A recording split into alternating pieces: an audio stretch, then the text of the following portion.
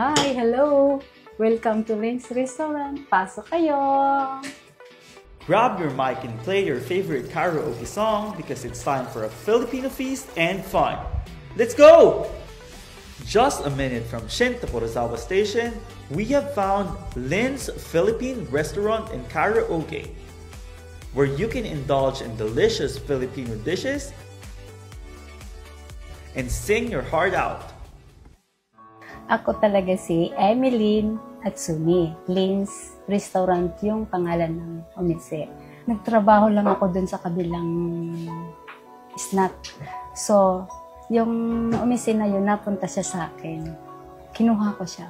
Wala man akong pera, pero kinuha ko siya. Tapos, gabi, nagyayaro ako sa araw nagtatrabaho. Pag linggo, ginagawa ko siyang tabihuday. Kahit wala kang pera, siyempre yung mga bayad, yung mga alak, sabi niya, saka mo na lang bayaran, sabi niya sa akin. I-try mo lang kasi marunong ka magluto. Tapos, ipinala, di ba, yung corona. Kaya, nagkaroon ng konti. So, nilagay ko siya dito kasi, bigay ng gobyerno yun. So, kailangan i-business mo rin. Pangarap ko talaga yun, magluto ako . Oo, maliit pa lang ako. Gusto ko talaga yung magluto-luto. Nung nasa Pilipinas po ba kayo, nagluluto-luto na? Tapos sinasabi ko sa kanya. Tapos ginawa niya yon.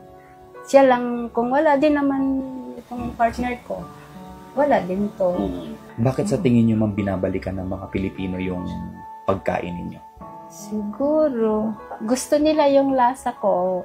Magagawa niyo yung gusto niyo. Kakanta kayo, kakain kayo.